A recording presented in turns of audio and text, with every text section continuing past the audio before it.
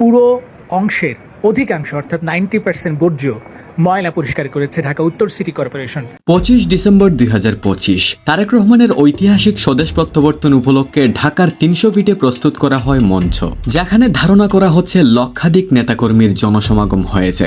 তবে এখানে সবচেয়ে বিতর্কের বিষয় হচ্ছে 300 ফিটের মতো একটা জায়গায় মঞ্চ তৈরির পর নষ্ট হয়ে যায় সেই জায়গার সৌন্দর্য, আশেপাশের ছোট্ট ছোট্ট গাছপালা ক্ষতিগ্রস্ত হয়। আর আপনারা বিশ্বাস করবেন কিনা জানি না, জনসমাবেশের একদিন পর 300 ফিট এরিয়া থেকে 148 টন বর্জ্য পরিষ্কার করা হয়। হ্যাঁ প্রিয় দর্শক, আপনি ঠিকই শুনেছেন, একটা প্রতিবেদনে উঠে এসেছে 148 টন বর্জ্য পরিষ্কার করা হয়। তবে বিতর্কও কিন্তু বর্জ্য পরিষ্কার নিয়েই। গত একদিন আগে বিএনপি তাদের অফিসিয়াল ভেরিফাইড ফেসবুক পেজের একটা পোস্টে লিখেছে 36 জুলাই এক্সপ্রেসওয়ে অর্থাৎ 300 ফিট এলাকায় সৃষ্ট সকল বর্জ্য পরিষ্কার করলো বিএনপি। এমনকি তারা ময়লা অবস্থায় 300 ফিট কেমন দেখতে ছিল সেটা এবং পরিষ্কার করার পর কেমন অবস্থায় আছে সেই পার্থক্যও করে দেখায়। তবে বিভিন্ন প্রতিবেদন এবং সোশ্যাল মিডিয়া লোকজন বলাবলি করছেন যে না, সেই বর্জ্য বিএনপি পরিষ্কার করেনি, বরং তারা শুধুমাত্র ফটো সেশন করেছে। তারা পরিষ্কার করেছে, তবে সেটা 10%, বাকি 90% করেছে সিটি কর্পোরেশনের কর্মীরা। এই বিষয়টা নিয়ে একজন সাধারণ মানুষ তার ফেসবুকে লিখেন,